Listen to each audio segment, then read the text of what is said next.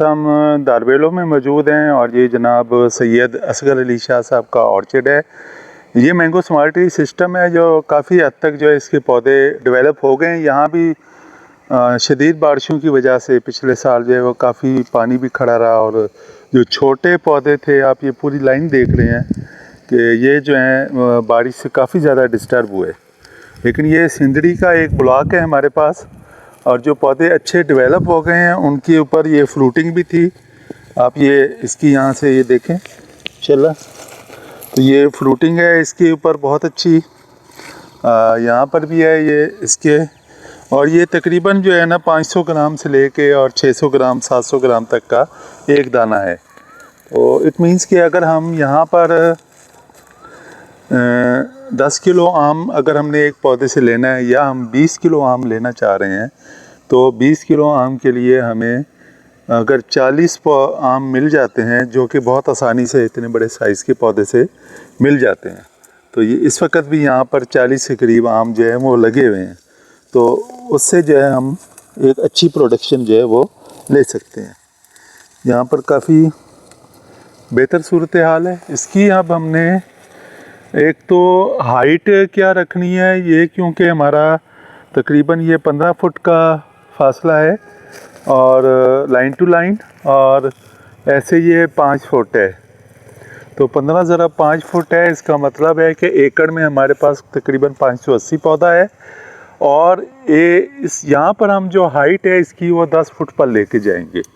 तो हमने जो हैज रो का एक रूल है बना हुआ, तो उस रूल को फॉलो करना होता है और उसमें हमने एलीवे जो है वो 5 फुट का छोड़ना है। इट मीन्स कि हमने इसके साइड प्रूनिंग अभी नहीं करेंगे। टॉप प्रूनिंग करने के लिए भी हम कोशिश करेंगे कि एक जो हमारा एक मेजरमेंट हम कर लेंगे, मेजर बना लेंगे, वो 10 फुट का होगा। वो आपका कोई भी लकड़ी का वो हो सकती है, लकड़ी एक कोई बना लें, आप कोई बांस बना लें, उसको 10 फुट पे रख के उसके ऊपर जितना होगा उसको हम काट देंगे। और इसी तरीके से सेंटर से, पौधे के सेंटर से हमने 10 फुट जो है टोटल इसका जो है वो रेडियस, या टोटल जो पौधा है हमारा 5 फुट इस साइड पर राइट्स पे और 5 फुट लेफ़्ट पे, तो टोटल जो है वो 10 फुट, यानी हाइट भी 10 फुट और ऐसे भी 10 फुट, तो ये हमारा पौधा होगा। तो इस तरीके से हमने इसकी प्रूनिंग करनी है। जैसा कि आपको मालूम है कि पिछले सीज़न में शदीद बारिशों की वजह से यहाँ नौशहरा फ़िरोज़ और डिस्ट्रिक्ट खैरपुर, 2 डिस्ट्रिक्ट और जो सिंध के हैं, और उसमें दादू भी शामिल है, तीसरा डिस्ट्रिक्ट, तो वहाँ पर काफ़ी सारी जो है वह तबाही हुई थी और काफ़ी अरसे तक पानी खड़ा रहा। और ये आप मेरे बैक पे देख भी रहे हैं कि इस पे पौधों को भी काफ़ी नुकसान हुआ था। लेकिन जो पौधे अच्छे बच गए थे, ना सिर्फ उन्होंने फ्लावरिंग ली बल्कि उनके ऊपर अब फ्रूट भी लगा हुआ है और फ्रूट भी काफ़ी अच्छे साइज़ का है। तो ये भी हम आपको आज दिखाएंगे कि फ्रूट का साइज़ क्या है, और उसके बाद हम आपको ये भी दिखाएंगे कि हमने इंटरनल प्रूनिंग कैसे करनी है, फिर साइड प्रूनिंग और टॉप प्रूनिंग के मुतालिक भी आपको थोड़ा सा दिखाएंगे। तो अभी मैं आपको दिखाता हूँ कि ये इंटरनल प्रूनिंग आपने उन ब्रांचेस को, जो ब्रांचेस का या जिन ब्रांचेस का झुकाव ज़मीन की तरफ है, वो तमाम की तमाम आपने रिमूव कर देनी है।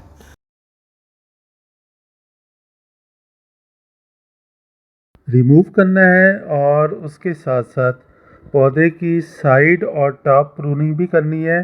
अगर पौधे का कद 10 फुट से ऊपर है तो हमें कम से कम भी उसको, अगर 10 फुट भी है तो उसको 1 फुट नीचे तक डाउन साइज़ करना है और 9 फुट तक कद रखना है हमने। तो ये दोबारा ग्रो करके उसी हाइट पे आ जाता है। इस वक्त जो हमने यहाँ देखा है कि इस दरख्त के ऊपर जो फ्रूट है, माशाल्लाह सिंदड़ी का ये पौधा है और इसके ऊपर फ्रूट भी अच्छा है और फ्रूट का साइज़ अच्छा है, क्वालिटी बहुत अच्छी है। तो ये खूबसूरती है मैंगो स्मार्ट ट्री सिस्टम की कि आप यहाँ से अगर 90% तक भी एक्सपोर्ट क्वालिटी फ्रूट लेना चाहें तो आराम से ले सकते हैं। अब हम आपको बताएंगे कि पेनल्टी प्रूनिंग जो है वो कैसे करनी है। ये टाइम वैसे नहीं है पेनल्टी प्रूनिंग का, लेकिन आपकी एक इंफॉर्मेशन के लिए सिर्फ हम आपको ये तरीका बता देंगे। हमें या बाई चांस जो है वो पेनिकल्स मिल गए हैं, तो पेनल्टी प्रूनिंग के लिए हमने ये करना है कि जो पेनिकल जिन पर फ्रूट लगा और वो गिर गया, तो उसको हमने कम से कम 8 इंच पीछे से, जैसे आपको ये वीडियो में नज़र आ रहा है, 8 से 10 इंच पीछे से काट देना है। तो ये जितने भी पेनिकल्स आप काटेंगे और इनको आपने अप्रैल में काटना है, तो ये इंशाल्लाह अगले साल न्यू फ्लश लेंगे और तमाम वो फ्लशेस जो हैं वो फ्रूटिंग के अपने आप को फ्रूट में कन्वर्ट करेंगी, यानी उस पर फ्लावरिंग आएगी और फ्रूट में कन्वर्ट होंगे। पेनल्टी प्रूनिंग का ये भी एडवांटेज है कि जब आप इसकी टॉप और साइड प्रूनिंग करेंगे आफ्टर हार्वेस्टिंग, तो जो पेनल्टी प्रूनिंग वाली ब्रांचेज हैं वो इससे महफूज रहेंगी।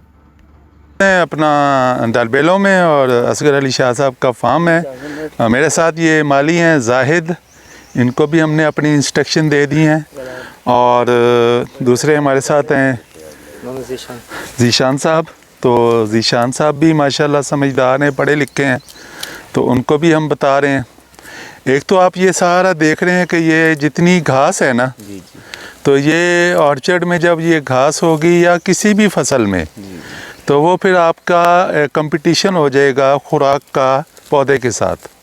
तो इसको हमने हार्वेस्टिंग के बाद फौरी तौर पर रिमूव कर देना है, ख़त्म करना है, और उसकी जगह पे हमने फसल लगानी है।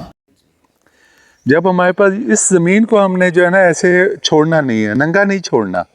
यहाँ पे कोई ना कोई फसल हमने काश्त ज़रूर करनी है। फसल क्या काश्त करनी है? जो भी पौधे के कद से छोटी फसल होगी वो सारी फसलात हम काश्त कर सकते हैं। ज़्यादा कोशिश करें कि जो फलीदार किस्में हैं, जैसे जंतर है, गुआर है, दालें हैं, वो कर लें, या बरसीम कर लें।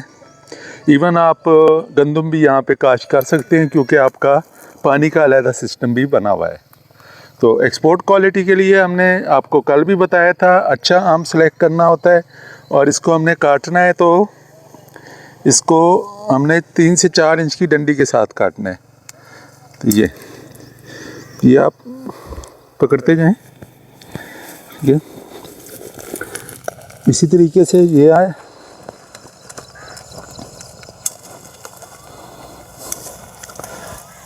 इसको हम बाद में डीसैप कर सकते हैं।